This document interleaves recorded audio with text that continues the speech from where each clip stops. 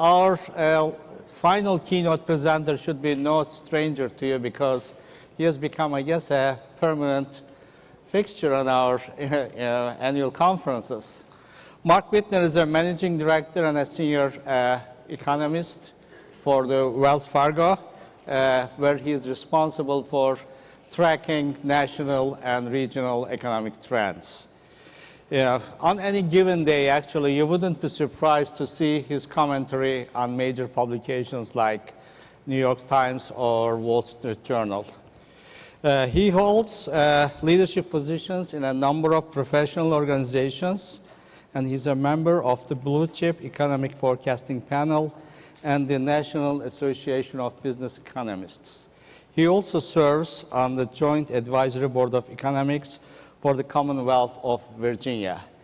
He has earned his bachelor's degree in economics from the University of Georgia and an MBA from North Florida. Also have completed graduate work at the University of Florida and the Carnegie Mellon University.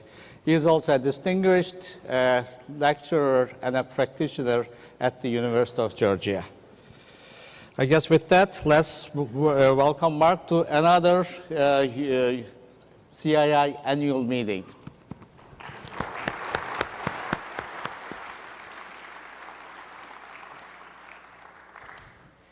Gosh, I think the introduction might be better than the economic outlook. I'm not sure it's at least it's better for me.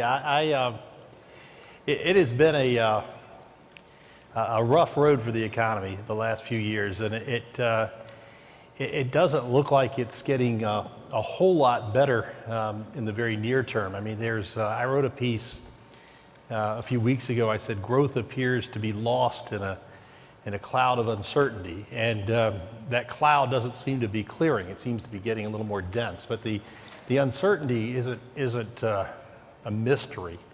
I mean, the biggest source right now, or the most immediate threat, is Europe, and Europe is just a god-awful mess. I mean, that's probably the best description for it. One of the most frustrating things to me is that so many of the policy leaders in Europe seem to be in this general sense of denial. I mean, it is almost.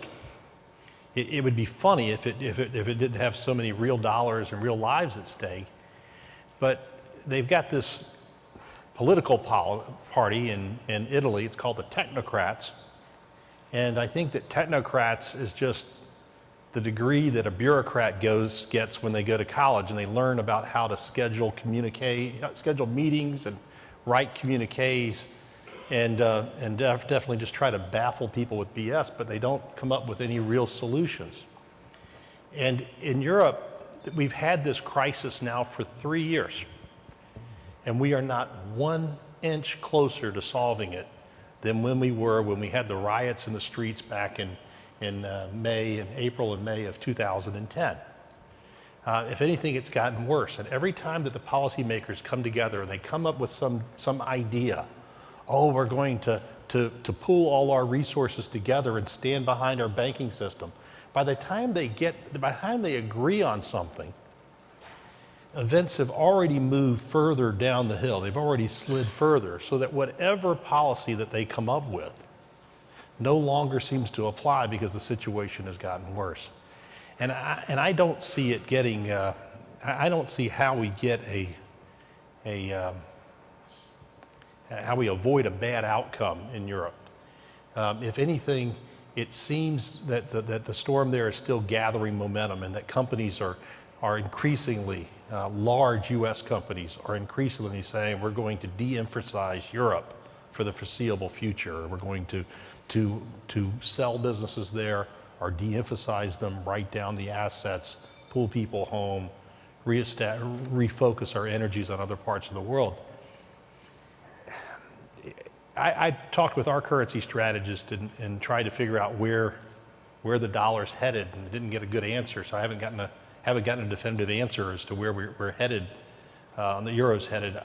I personally believe that we will approach parity by the end of the year. Euro will approach parity with the dollar, and that and that, and I have serious doubts in my mind as to whether the euro can survive as a currency over the long run. It just doesn't seem, I think they're that far down the road. But in the very near term, none of that's going to, other than the fact that the euro is going to slide relative to the dollar, the euro is not going away anytime soon. Their recession will probably get a little deeper. It'll continue to last a while, and it'll be a drag on our economy. But but it's not likely to get horrendously worse than it is right now. It's just going to be a big drag and it'll hit earnings. You look at a company like Cisco that reported earnings, and they said, well, what was the source of our weakness? It was Europe. They spent a lot of time talking about Europe. The other thing they talked about was that orders for the government were down. And I looked through it, and I did look through a press report that cited them. I didn't look through their press release itself, or earnings release, but I did not see a clarification of whether it was federal or state government. It was probably both. That's probably why they just said government, which is another big area of uncertainty, which is the fiscal cliff. And there's been a lot of hyperbole about the fiscal cliff. I watch a lot of CNBC because I work on a trading floor, and so it's on TV all the time. And yesterday, Rick Santelli got into one of his more vocal debates about the fiscal cliff and said, we're already off the fiscal cliff. We're not already off the fiscal cliff. For some clarification, what the fiscal cliff has to deal with is that at the end of this year, the tax cuts that are in place currently, the Bush-era tax cuts, the lower rates on dividends and capital gains, the lower top marginal tax rate, there's a lot of other provisions in that. They all expire at the end of this year under current law, and unless Congress extends them, they will expire, and Congress extends them and the President agrees, they will expire. Well, we also have the sequester, and the sequester was from last year when the super committee met to do something about reducing the deficit in order to stave off a downgrade by Moody's and a second downgrade by S&P. They couldn't come to an agreement on how to reduce the budget deficit over 10 years, so their backstop was that, well, if we can't come to an agreement, we'll just cut $1.2 trillion in spending over 10 years, half from defense, half from reimbursements to hospitals. They couldn't come to an agreement, so that sequester is supposed to kick in on January 1. We also have that temporary 2 percentage point reduction in Social Security withholding, Social Security taxes, contributions, whatever we call them, that ends at the end of this year, so that would go up. Extended unemployment benefits, the new taxes that are associated with the health care law, which kick in, taxes on the transfer of the sale of a house, and taxes on investment earnings. And you add it all together, and it comes up to somewhere between 4.5 and 5 percentage points of GDP. And then you look and see how much GDP we have to deal with, and we don't have 4 or 5 percentage points of GDP. We got 1.7. So if you take the lower number and say 4.5, and you subtract that, well, you get a 3% contraction in real GDP in 2013. And I don't think that the folks in Washington are dumb enough to let that happen. That might be kind of a tough one. I don't think that they're willing to let that happen. I think that what's most likely to happen is that they will extend the Bush tax cuts for at least another year. They'll put off the sequester, and we will have some fiscal restraint because the new health care law takes effect. Extended unemployment benefits, I forgot to mention, that was another thing that ends at the end of the year, will likely go away. So we will have some fiscal restraint, and the upshot of that is that growth during the next 3 or 4 quarters is likely to be around a 1.5% annual rate. And then as that drag subsides, growth should pop back up to about 2%. There's a couple of other areas of uncertainty. One is the presidential election itself, and that's not unusual in an election year. We do get a lot of businesses that just begin to put some decisions on hold, waiting to see what the outcome of the election is. We do have 2 very distinct economic policies between the 2 different candidates. I think that, and I don't want to go too far down that road, but you just have to look at the public statements of the president and the public statements of Mitt Romney, and you can see that they have differing views on the role of government and the role of the private sector, and how that, and which is better at promoting economic recovery. The last area that that I think is going to weigh on us, which is not even in our forecast, is the drought, and that the drought has become somewhat more significant and somewhat harder to avoid now. I mean, there's been enough damage from the drought, and you can't grow another corn crop from what we've lost. And it seems clear to me that we're going to lose probably about 1/4 of a point of GDP growth from the second half of the year, which on an annualized basis would be closer to 1/2 point in GDP because of the drought. And so these numbers are probably going to be a little bit lower than they would be otherwise. I read a report yesterday, and not to disparage any of my competitors, but it said that it would only be 1/4 of a point. And I said, it wouldn't be, 1/4 of a point loss wouldn't be so bad if we were only growing 3.5% instead of 1.5%. But when you've got so little growth to deal with, it hurts an awful lot. Well, I had mentioned that policymakers in Europe haven't gotten real with the problems that they're facing over there. In the Wall Street Journal on Saturday, there was a note about how there was an economist, I can't remember his first name, his last name was Powell, who recently resigned from the International Monetary Fund. And you can just Google it and get his resignation letter. It's short, it's only like 2 paragraphs, but it's a doozy. I mean, he basically says, he worked there for 20 years, and he said that he's ashamed. Is ashamed to have been associated with the International Monetary Fund, and that how they've understated Europe's problems, and they've held European nations to a far different standard than they would have held African nations or Asian nations or Latin American nations. And I think that carries over to these forecasts for global GDP growth. I think that China reported their GDP growth earlier this year. The United States gets their GDP numbers out this Friday for the second quarter. China came out with them 2 or 3 weeks earlier. I mean, if my kids get their homework done in 5 minutes, I'm worried. I'm double checking those numbers. I mean, China got their numbers done really quick. I think China is probably overstating their numbers a little bit. The forecasts for global growth, I think, are a little bit too strong. Look at what's happened to global commodity prices. Look at what's happened to equities. Look what happens to corporate earnings of companies that are very globally focused, and they've been hit a lot harder. I think that the global economy has slowed more than what these numbers suggest, but this is based off the International Monetary Fund forecast and what they're reporting. I suspect they're 1/2 percentage point too strong, but in any event, the worst of that's probably going to be, we're probably feeling that right now.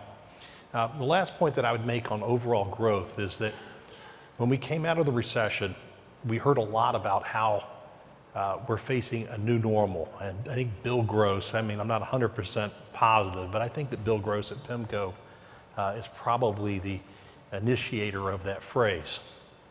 And a lot of people have been wondering what the new normal is.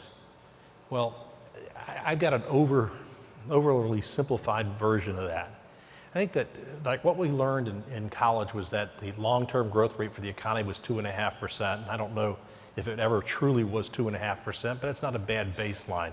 1.5% productivity growth, 1% labor force growth. Actually, labor force growth is about 0.7%, so productivity is 1/8. And so that's probably our long-term potential growth rate. In the 25 years leading up to the financial crisis, we grew at about 3%, just under 3%. And the reason that we were able to grow at that faster rate than our long-term potential growth rate, there were a few others, but a big part of it was that we were levering up, and that we had easier and easier credit. And when you're just checking if they have to see whether they have a pulse, that means that credit's about as easy as it can get, and that's where it was in 2008. We're not there anymore. We're kind of at the reverse side of that. And going forward, credit's not going to be as easy. So instead of growing to the north of 2.5%, I think the new normal is that we're going to be growing below 2.5%. So it's going to be 2 to 2.5%. My own kind of figure on that is 2.2%. And that's for the U.S. economy as a whole. And I think that is a long-term trend growth rate for us, not just for the next year or two, but certainly for the balance of the decade, at least for the next several years. Doesn't mean the whole economy, that there aren't pockets of strength in the country and that there aren't industries that are going to be growing faster than that. Certainly, I think that the Sun Belt states are going to grow faster than that, but a good part of the Northeast and the Midwest will grow slower than that. But that 2%, that 2 to 2.5% range is probably where we're going to be for the foreseeable future. Along those lines, we've seen that interest rates have come down substantially. Now, the 10-year Treasury is around 140. And this is what Rick Santelli was, one of the things Rick Santelli was arguing about yesterday. He missed the easy point here. Nobody buys a 10-year Treasury as an investment. You do not buy something that's yielding 1.4% when all 12 Federal Reserve Bank presidents and all 7 Federal Reserve Bank governors agree that the inflation rate over the next 10 years is going to be 2. You're not going to say, here, take my $100,000 and pay me $101,005 10 years from now, when the purchasing power, when you know the purchasing power, I'm not sure if that's right. Anyway, when the purchasing power is going to be going the other way, it's going to be below 100,000. In any event, it's not that terrible. It'd be 1,005, maybe 10 years from now, so it'd be whatever. It'd be $111,500 versus 80,000 of purchasing power. It would not be a good investment. The reason people are buying 10-year treasuries is they're buying them for liquidity. 10-year treasuries are still reasonably safe, even if we get downgraded again, but it's a very liquid market. They're uncertain and they want liquidity. They're willing to pay for that liquidity. It's not a sign that people think, oh, the US treasuries are just the greatest investment in the world, which is what the debate was between one of the other guys that was on TV. Well, along those lines, where does the Fed see growth over the longer term? Now, I don't know what the long term is, but I would assume the long term is 10 years or more. And one way you can see that, and I don't need to get over every point on this, is to look at where the members of the Federal Open Market Committee, as well as the non-voting Federal Reserve Bank presidents, which are present there, believe the federal funds rate will be over the long run. And those are the dots that are furthest to the right. And there's 2 sets of them. In the light blue, I think that's Carolina blue, actually. In the light blue, you'll see at the top of that line, it corresponds to 4.5%, where most of those dots are. The bottom corresponds to 4. I believe there's 2 more dots at 4.5 than there are at 4, at least back in April. There's 2 dots below 4. Now, the significance here is that over the long run, the federal funds rate should equal the sum of real GDP growth plus inflation. All 19 FOMC members believe that that inflation is 2%. So 4.5 minus 2 means that most of the folks on the Federal Open Market Committee believe that growth in April was going to be between 2 and 2.5%. There were 2 pessimists that thought it would be less than that, but more thought it would be closer to 2.5 than thought it would be at 2. By June, we had seen that reverse, where more folks thought that growth would be closer to 2% than 2.5, and we had 3 dissenters that were down, that were below 2% over the long run. I think if you were to take that poll today, you would see an even greater preponderance of folks that are down there at 4%. Next week, the Fed meets in Jackson Hole, and this meeting, and unlike it almost become like a Woodstock for economists last year, and this year they're not going to let any private sector guys out there. They're not going to have CNBC there. Heck, last year the Wells Fargo wagon was actually there. I don't know how. I wish I would have gotten to hitch a ride on it, but this year it's not going to be like that. I think that the discussions at the Fed are going to be far more serious. They're talking about, they're pretty serious last year.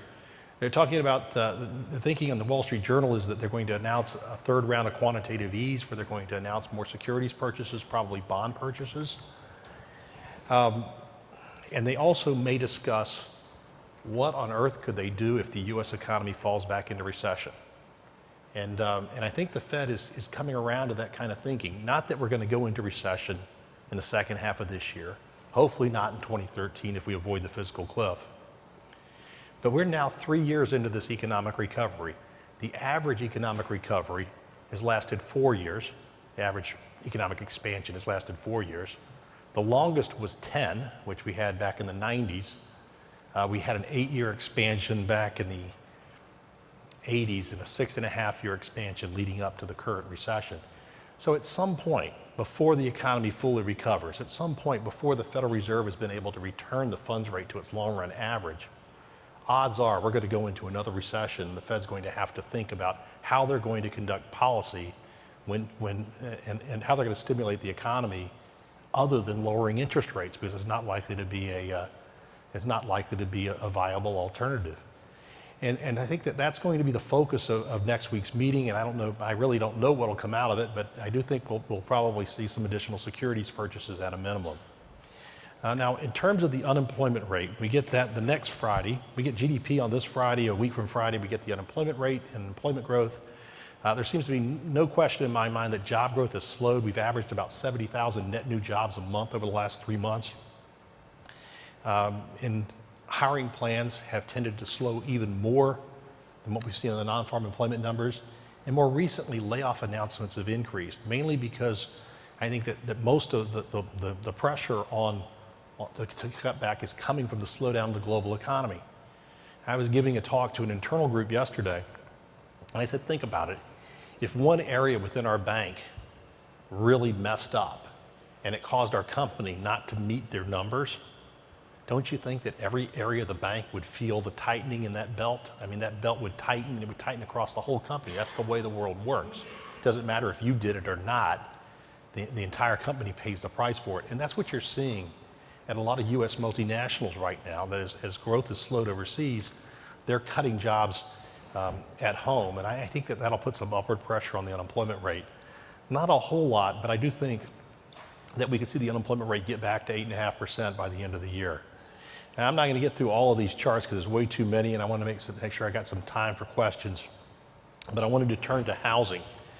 This morning we got a surprisingly bad number on new home sales, and I didn't get to read through all the data, but before I left, I had mentioned, I said our forecast for new home sales was actually an above consensus increase. We were at 369. Our model suggested 373,000 starts, and instead it fell 8.9% to 350,000. What I think happened there, I did see that most of the drop was in the Northeast and the South. The Northeast is a relatively small sector for home sales. But this winter, it was so warm that more homes were built in the Northeast than usual. There was more inventory to sell, and in April and May, we had a nice rise in home sales in the Northeast in an area that didn't account for much. And so when they normally would pick up in June or July, they were already higher and they didn't pick up, so seasonally adjusted, they fell. In a not seasonally adjusted world, and I always tell people, on a seasonally adjusted basis, I am 6'3", 180 pounds, and have a full head of hair. So it's, the seasonal adjustment does a lot of things. But in the real world, housing is doing a little better this year. Single-family housing is doing a little better. Apartment construction is doing a lot better. And single-family housing, we see single-family housing continuing to improve modestly over the next several years, but there's very little development activity. And we still have this overhang of foreclosures that's hanging over the market. And I think that that's getting a little better. A lot of the choicier stuff, the better located stuff, has been sold. And what's left are houses, a lot of foreclosure houses that are in foreclosure that are further away from major population centers. They're further away from where people wanted to live. It's heavily weighted towards stuff that was built at the top of the cycle when developers were reaching further and further out trying to find affordable land. And that's where values have fallen the most.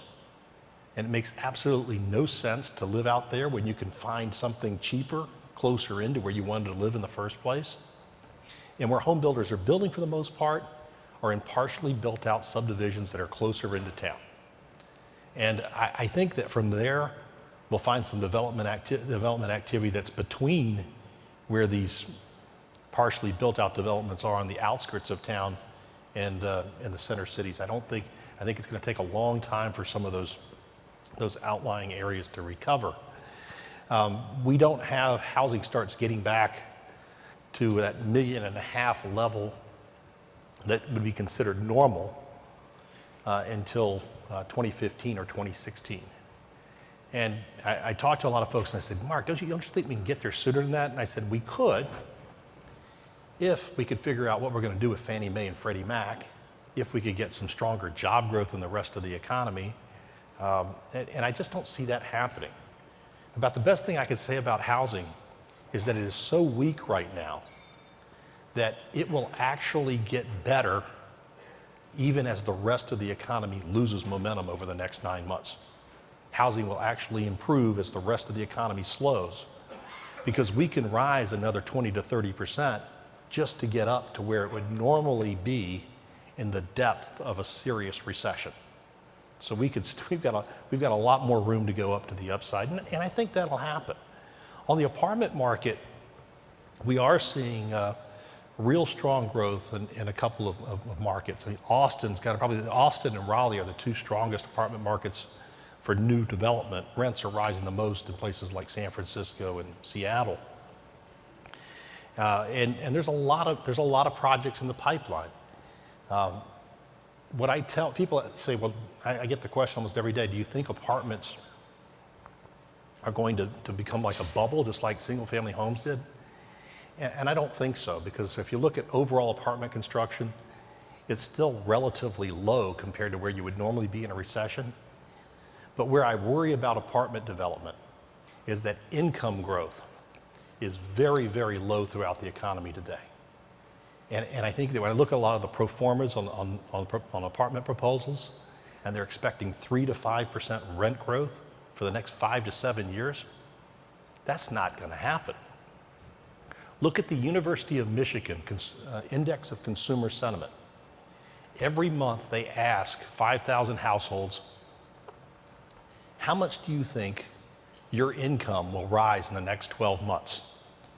The latest reading and what the average has been since the financial crisis, 0.2. The median expectation for the growth in income over the next 12 months, 0.2%. And it's not a 1 month fluke. We've been stuck there for a long time. We haven't had a lot of real income growth. We haven't had a lot of job growth. And a disproportionate share of the job growth we had has been in very low wage industries. So I don't know that if there's a limiting factor out there, it's not that we're going to suddenly build too many apartments and vacancy rates are going to shoot up. It's that the price of building apartments will outpace the ability to increase rents. And I think that's certainly a possibility.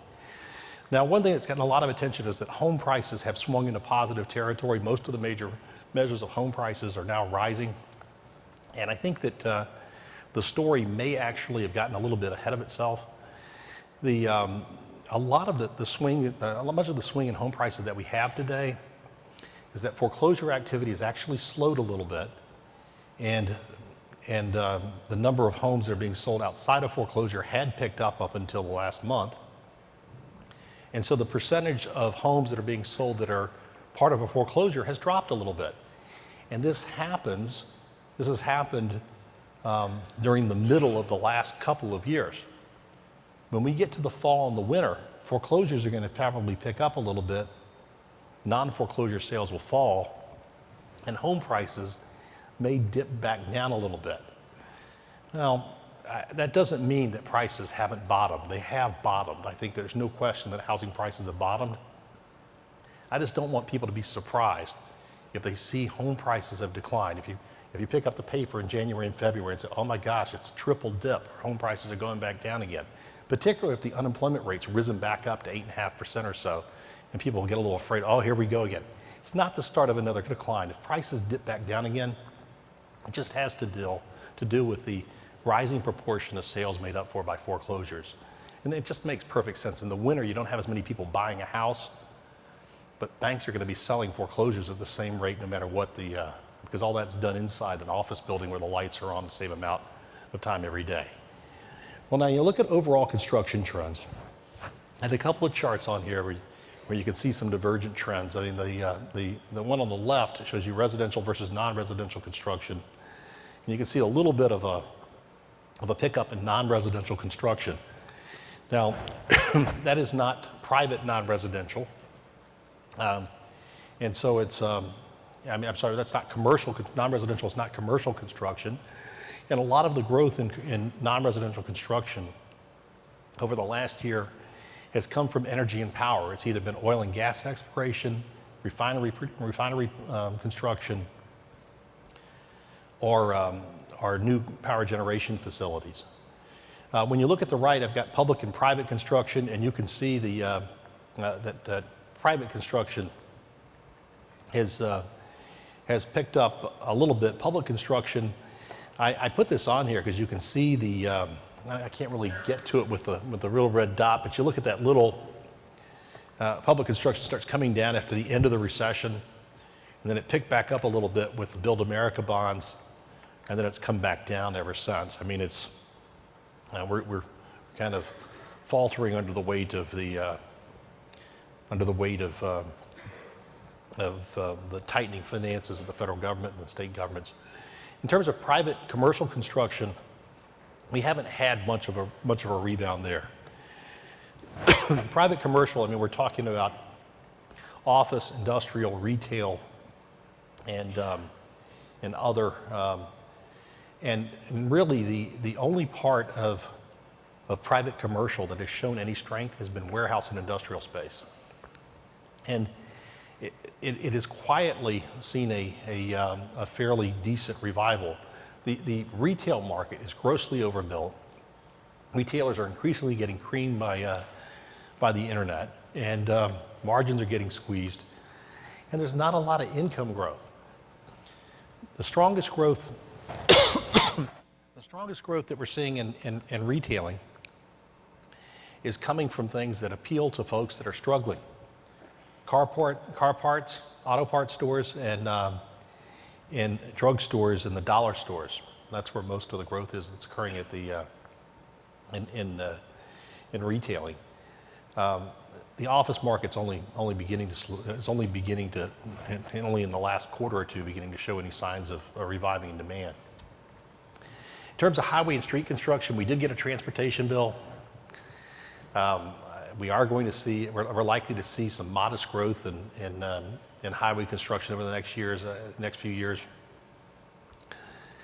I'd like to think it's going to be 5%, as much as 5% a year, but it's probably going to be a little bit shy of that. Looking at the Billings Index versus construction spending, it's interesting. We've looked at this and written some, I think a lot of folks have looked at this, trying to see if there's a strong statistical relationship between the Billings Index and private construction spending, and there's not.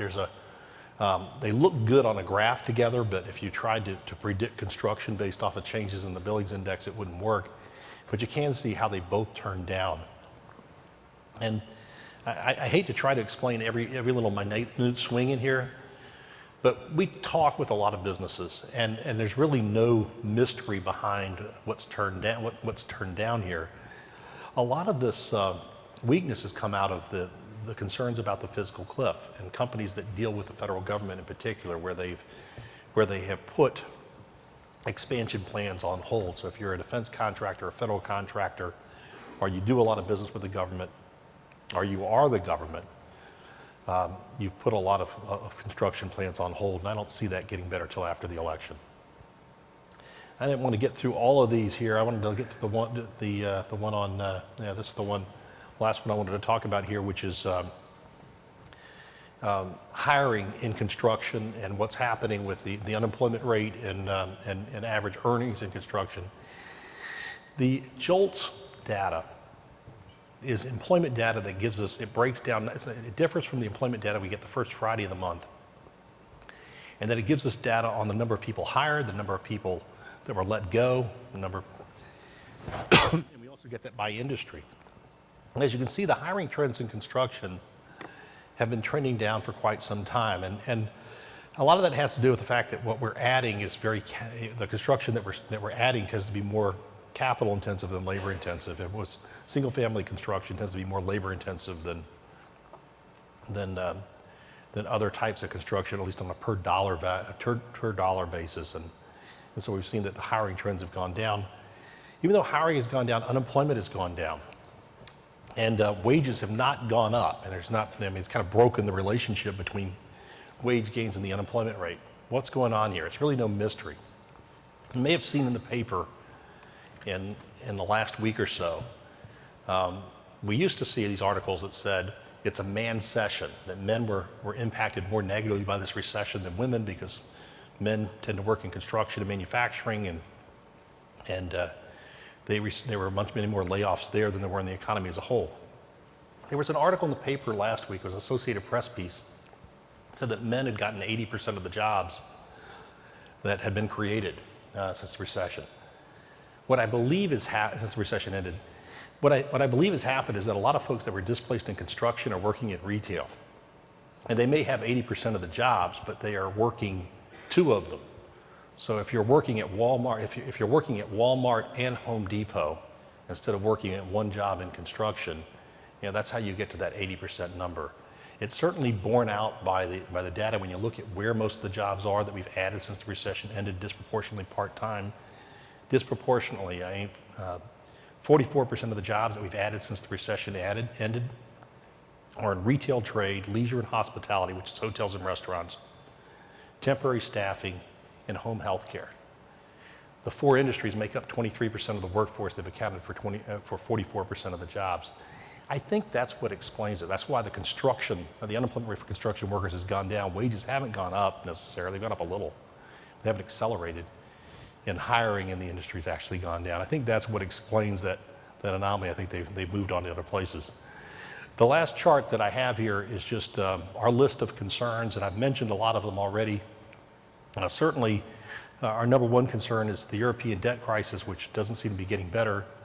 I'm not going to go over all these, I want to take some questions.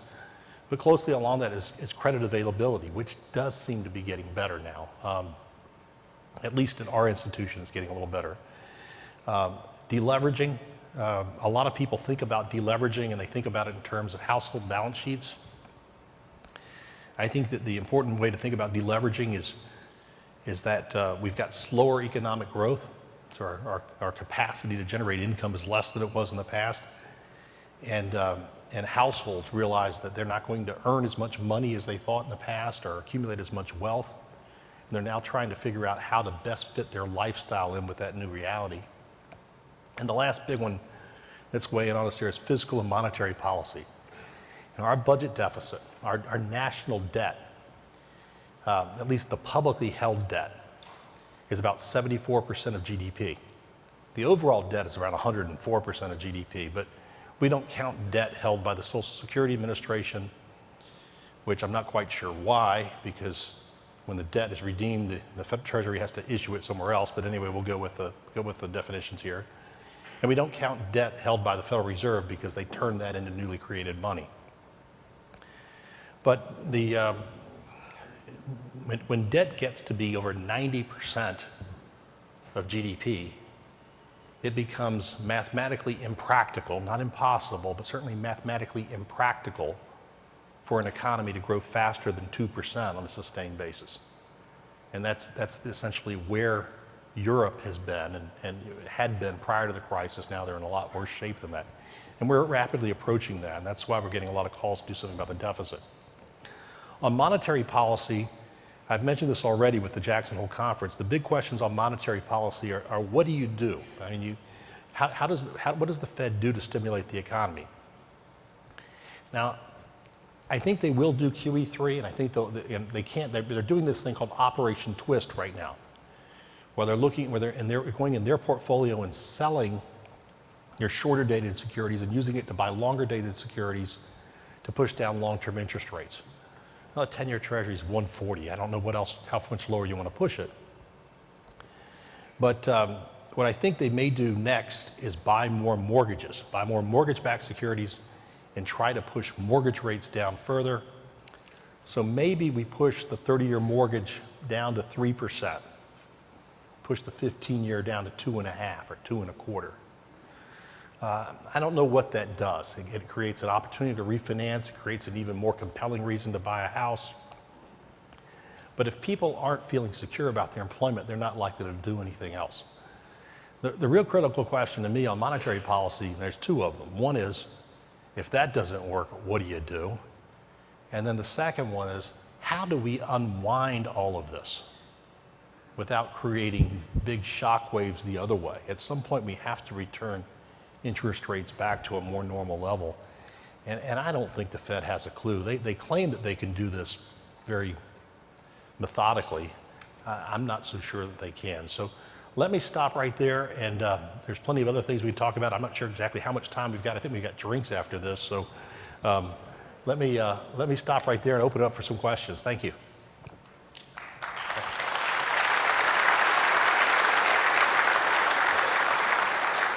And if you ask a question, you may need to stand up because the lights are bright and I can't see you. So there you go.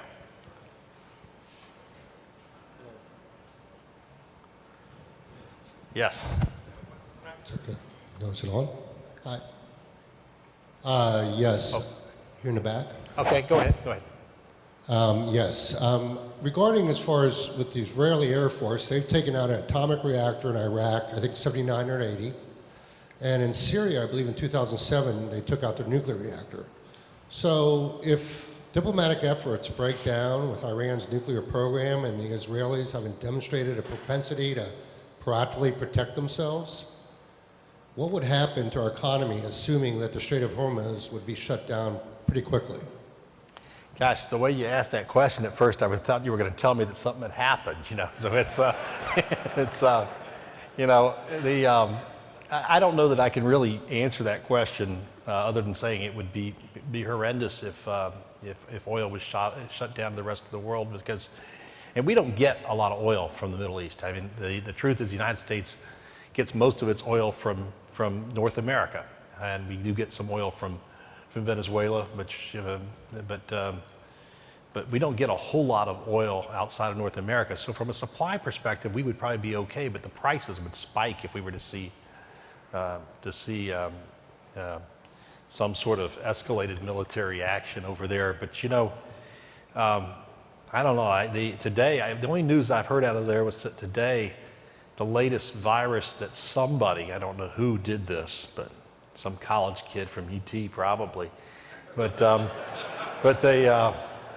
they put a bug in the Iranians' computer system that they're using to process the nuclear fuel, and it played very loud AC/DC music over all their computers. And I'm not joking; they really did do this. So I don't know if that doesn't get them to close the Strait of Hormuz. I don't know what would. But I don't have an answer for you. It would be any time that about the only benefit that would come of that is that it would make Europe's financial problems look small. So it'd be about it. I mean, I don't know that. I've kind of joked with people and I said, yeah, the day that they start shooting over in the Middle East, if something happens with Israel and Iran, that's the day that Greece will probably say, hey, we're leaving the euro, because nobody would care. It would, but it would be really bad for the global economy if that were to happen, because oil prices would skyrocket, and it would also be bad for humanity in general, because it would probably be a pretty ugly conflict. So, yes. Yeah, you mentioned some of the steps that the Fed might be taking: quantitative easing, interest rates, Operation Twist. What other steps do they have at their disposal? And if there are not many, why does it take so long for them to decide what they want to do? Well, a lot of it's a good question. A lot of what the Fed does is sort of Wizard of Oz kind of stuff. They want us to believe that they have the power to do all this stuff, and that's one of the dangers in spending all your ammunition, is you can't fool anybody. But Bernanke hinted at one thing, and I don't know how it would work, but he talked about how the Fed could do direct lending. And I don't think the Fed's going to go out and hire lenders to go out and make loans, but they could provide liquidity directly through financial institutions to spur lending. I'm not quite sure that would work so well either. I mean, I really don't. I mean, this is a. I think part of the problem that we have in our economy today is that we haven't let things correct, and we're trying to make everything as painless as possible. And I have 4 brothers and 4 sisters, and sometimes when one of them acted up, I got punished. And as my mom always told me, life ain't fair. I mean, I think that we're going to have to deal with that reality at some point before we get past this. I don't think there's any magic elixir that the Fed's going to be able to come up with that's going to be able to totally ease the pain of delevering from all this debt. But they will probably come up with a couple of other things, and I think that in some sense it's to yesterday the stock market was beginning to get a little fear in it. I mean, we're down about 200 points. We've been down 200 points before that, and then the rumors leaked out that the Fed was going to move for QE3 if the economy didn't strengthen soon. And heck, the economic data comes out with a lag of about 4 to 6 weeks. So how the heck is it going to strengthen soon? I mean, that's just not likely to happen. So I think that there wasn't much. The Fed may have let that rumor out a little bit, but QE3 is not going to do that much. I'll say one last thing on that, and that is that I'm on record as saying, and that I think the Fed will do QE3. I think they'll do QE4 and they'll do QE5. And they said, well, how many QEs do you think they'll do? And I think the Fed will continue to do QE as long as they think it does any good at all. And I think it'll do less and less good. But I don't think it does that much harm. I mean, it certainly doesn't seem to be doing that much harm, except for it does create a little bit of moral hazard.